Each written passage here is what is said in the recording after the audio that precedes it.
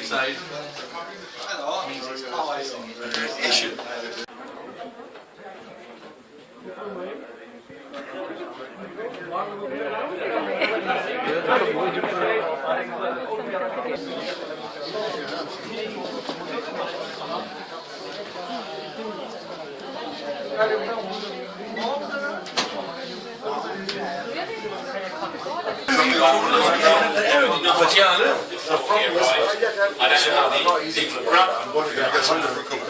Really? It's not one program. No, we've just been enjoying it now. I loved it when you told, when you asked George to go on, how much can we pay for your Christian? On basis. That is that. Bless you. She freaks out. This debate was Bradford West, so I'm going to keep it at Bradford West. I was born in Bradford West, I was raised in Bradford West, and I continue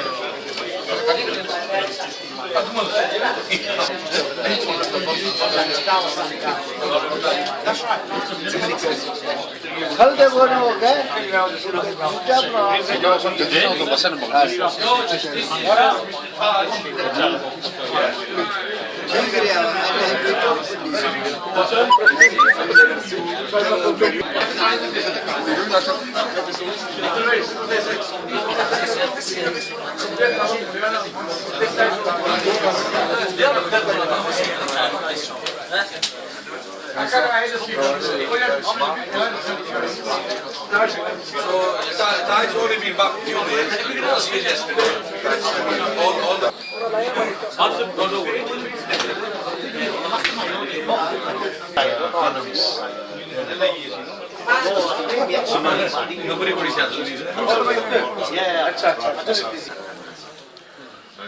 So does Alice. Tu bilhete que não tem tudo não.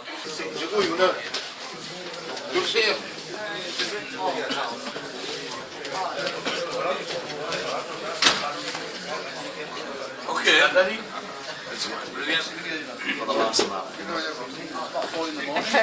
That's my initial role.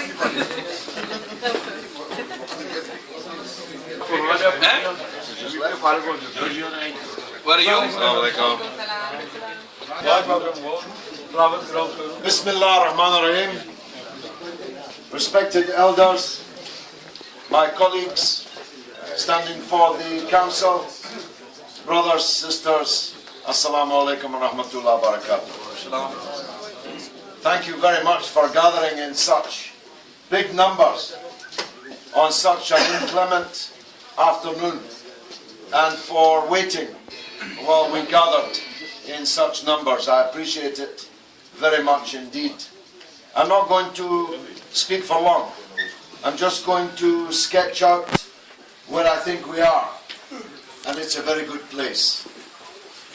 We're facing the certainty, now certainty, of a hung parliament, which doesn't mean we're going to hang the members of parliament, although some of them deserve to be hanged, no doubt.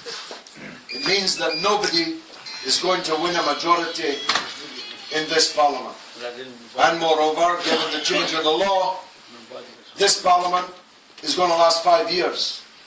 There can be no early elections. It's a fixed term. That means we're facing a parliament where every speech matters, every debate matters, every argument matters, and every negotiation matters. And if I'm elected here on Thursday, inshallah, Ed Miliband will be on the telephone to me next weekend. I assure you of that. And of course, he's the only person I can put into Downing Street. I can't put David Cameron into Downing Street. I wouldn't dream of it. But neither will I put Ed Miliband into Downing Street unless he does the deal with us on our 6 demands. We have 6 points that he will have to satisfy us on if he wants my vote to put him into Downing Street. Those 6 points, in brief, are action on Bradford schools, the second worst schools in the country, second bottom of the National League, in a city where half of the people are going to be under 25 by 2020. Imagine, the youngest city in Europe whose schools are second bottom of the National League. So what should have been a blessing becomes the reverse. It's called the Bradford Challenge. We hire the people who did the London Challenge, who transformed Tower Hamlets schools, who are 15th from the top of the league, whilst we're second from the bottom. It's not rocket science. Imran Hussain is supporting it in Bradford East, and between the two of us, if he's elected and I'm elected, we'll deliver it. And that'll begin the transformation of the school system here in Bradford. There'll be a few heads need to roll. Ralph Berry for a start. Sorry, Adrian, I know he's a pal of yours of long standing. But if you're the manager of a team that's second bottom of the league, you get the sack if you don't have the grace to resign. But nobody ever gets the sack in Bradford until the people give them the sack. The second demand is the immediate relocation of a government department from London to Bradford. They've done it in Swansea, they've done it in Belfast, they've done it in Edinburgh and in Glasgow, and now they need to do it for Bradford. We need an immediate shot in the arm. And I've even identified TJ Hughes, the department store, 43,000 square metres, with the room for a causeway across the road into the Thomas Cook building, perfect for the passport office or the immigration office to come to Bradford, providing a huge number of jobs. Third demand is the scrapping of the £18,600 limit that the state has arbitrarily put only on you. A Slovakian can come to Bradford with his wife or 10 wives, 20 wives, and they don't need to speak English and they don't need to show any level of income. This is discrimination against you and against poor people, against workers. Because 18,600 might be achievable in London, but it's a lot of money in Bradford, especially if you've got to prove it on your bank statement, on your tax records, and with a letter from your employer that he is paying you £18,600. And he's got to prove it as well. And given the pattern of employment, small business, self-employment and so on in Bradford, that's not easy to do. The fourth demand is for a government inquiry into the levels of car insurance in Bradford, which I've been trying to get for 3 years, couldn't get it when the Tories had a big majority, but in a hung parliament where every day the Labour chief whip will be asking me, are you going to support us tonight at the vote at 10 o'clock? I'll say, well, how am I doing on my 6 demands? If I'm not doing well on my 6 demands, you can't count on my vote. And you might lose. And the 5th demand is for the high-speed rail link, which is going to Birmingham immediately, to keep on building all the way to Leeds, and a proper cross-rail service from Manchester to Bradford with one station, one through station in Bradford. I apologise to the cab drivers here, it might cut down on a few fares, but Bradford needs one through station.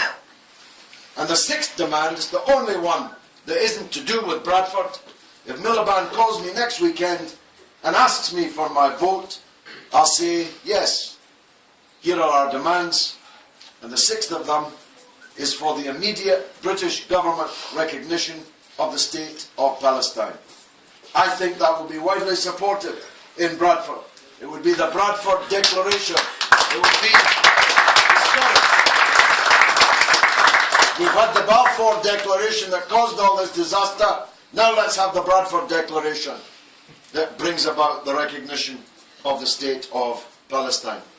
Now I'm standing against a very weak Labour candidate. Anyone that saw the Boma Channel debate the other night and decides to vote for her rather than me needs their head examined. We've got to make sure everybody sees that debate. The brothers have just been watching it there on the screen. It's everywhere on YouTube, Facebook, Twitter. Please make sure everybody sees it, because trust me, Nobody who sees it could possibly conclude that she's the person for you as your MP. And apart from all the obvious, I'm going to be demanding Ed Miliband does things for Bradford. She's going to be taking orders from Ed Miliband.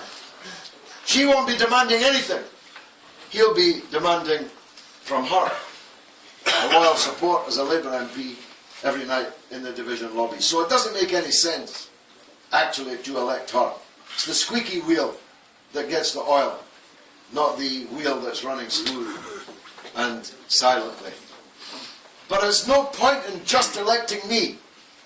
We need to elect councillors to change the pattern of local government here in Bradford. We have a very bad council in Bradford. And we now, right at this moment, we have the balance of power in Bradford City Council. We have 5 councillors right now, at least until Thursday. And we need more. And we need Shiraz Hussain elected as the councillor in the Toller ward. He's a revelation to me.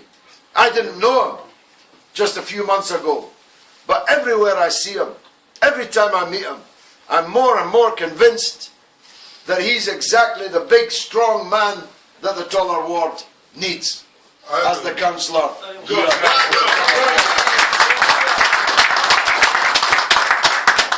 We need Mohammed Salis. Where is he? We need Mohammed Salis.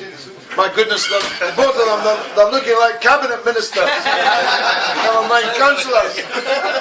Mohammed Salis, a man with a long record. I don't mean that kind of record. I mean a long record of community work in Manningham from the first disturbances until now. A negotiator, a conciliator, a man that can cross borders and boundaries, a man that can appeal to all communities.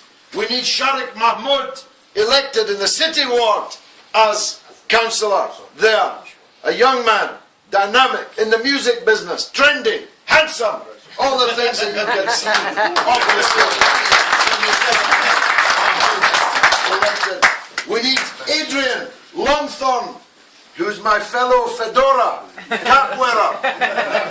Somebody has to be in there. Is it mandatory for respect people to wear black hats, or just the ones that are not Pakistanis?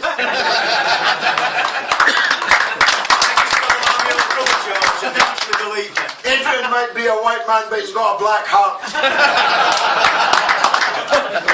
He was Marsha Singh's office manager for 15 years, and he's already been elected 3 times in Clayton and Fairweather Green as a Labour councillor, and he's putting all that experience and all those contacts to work in pulling off a shock result in that ward where Labour thought that they could skate it until Adrian came over from the Labour Party back home to real Labour, which is what respect is. And Rob Hoveman, who's not here because he's out working in Thornton and Ullerton, where again he's fighting a magnificent campaign and getting real support from all different communities. So you need to elect these councillors so that we can take 5 seats off them, and if we take 5 seats off them and we win those 5 seats, that changes the balance dramatically, and we'll then have a firm grip of the balance of power in Bradford City Council, which means that nothing bad that they bring forward will be able to pass. And I said to you, we're in a good place. If they hold the balance of power in the City Council, and I hold the balance of power at Westminster, well, we've knocked it off.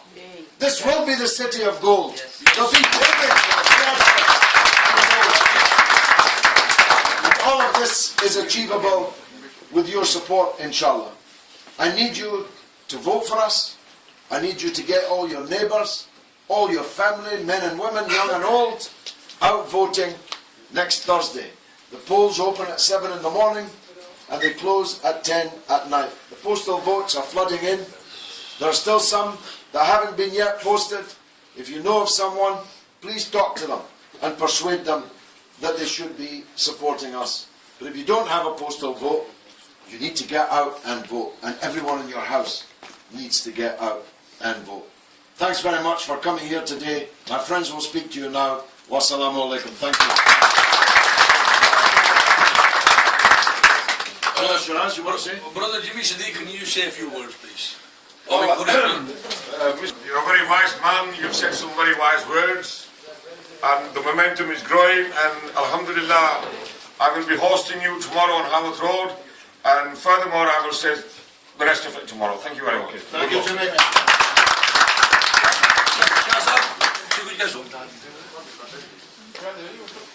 Salis, few words. Well, I just want to endorse what Brother George has said about the local candidate Mr. Shiraz Hussain. A big man, a big voice, sure not to let you down in the chamber, as he'll be bellowing out against the leader of the chamber and telling him exactly what you guys in Tottenham Ward want and need.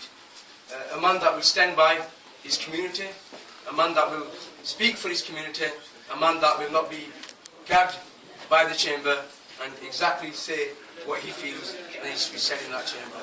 So please support Shiraz, Intola, George Galloway as our MP, myself and the other candidates. Please get out there, let your friends, families and neighbours, everybody make them aware that it is very important that you support Respect. Respect is the only party that is challenging Labour at this moment in time. The Conservatives are dead and buried, Liberals are no longer there, so they're trying their best to eradicate, get rid of Respect. So you have to get out there and ensure that Respect candidates in every ward are elected. Thank you.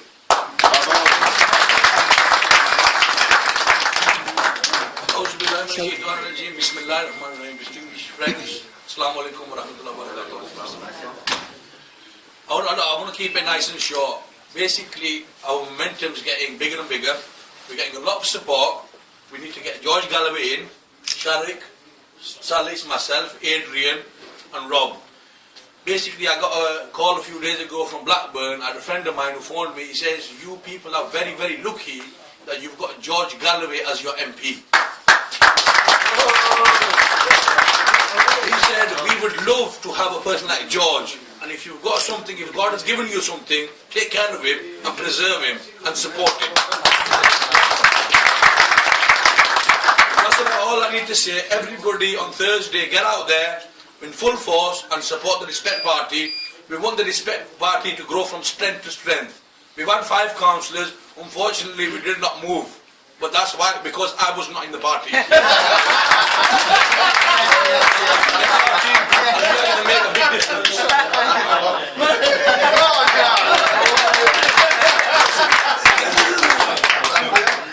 You know, Brother Sharif. Adrian, Brother Sharif. He's even walking like me. And I've even got the same amount as hair as he's got, which isn't very much. Is he the double? It is actually true. People do walk down the road. George? They do, this is true. They walk down the road and they go, a double take. And they think, is that George Galloway? Is that really George Galloway? Then they realise it's not. They just take them a while to get it. And of course, if I open my mouth, it's pretty obvious because I am from a different part of the world. I'm from here. It's true. Thanks, George, for what you've said about me this last few weeks, and it's been wonderful to hear those words. But as people who believe in the same things, we know now, don't we? I mean, I was in the Labour Party 4 years less time than George. I only made 32 years. And in all that time, you tried to change the Labour Party to make it think about why be a little lapdog to the Labour Party? Why should it be a lapdog to the very, very, very wealthy who run the whole world and make the rest of us very, very, very poor? Why should we suffer from that? Whichever community it comes from, I don't think we should. And I know George has been fighting for that when he was a Labour MP in Scotland, a Labour MP in London, and his motto is fought for that when he's been a Labour MP in Bradford. And I think Bradford's been very lucky because George and his few comrades made a decision 3 years ago to come to this fair city. George refers to it as the city of gold. Maybe it is, but let's make it golder than it already is. Let's re-elect George. I'm really keen to be on the team. It's really good. I'm really happy to be on the team. It's made my day. If I can only give another 10 years of my life to this, it will have made a big difference to me. I do hope that Sharik and Salis, Shiraz and Rob, and of course let's not forget our candidate in Keighley.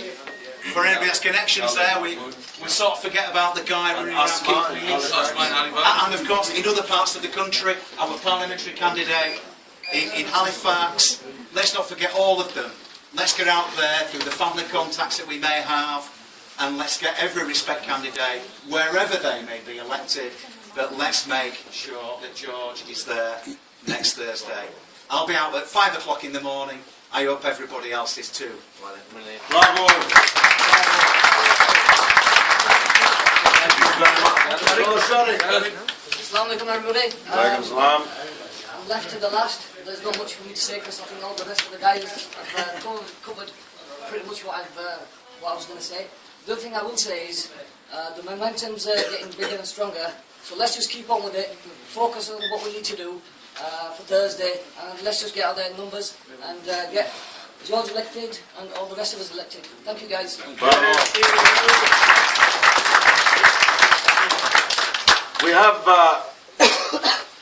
We have a meeting every night at 8:30 in the campaign headquarters at 2 Grattan Road.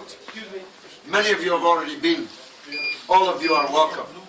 And I'll tell you, if you come to these meetings at 8:30, you'll go away with a real spring in your step. A Bradford spring in your step. Because the numbers are getting bigger and bigger every night. And last night was the biggest one yet.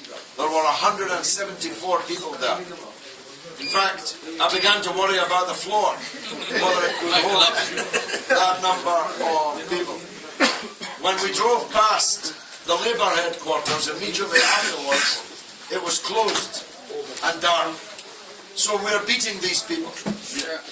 You know, when I hear Shiraz talk, it's like a lion amongst the sheep that we've got on that council. And when a lion comes towards the sheep, they run away. And that's what they're beginning to do now in this campaign. Thanks very much indeed.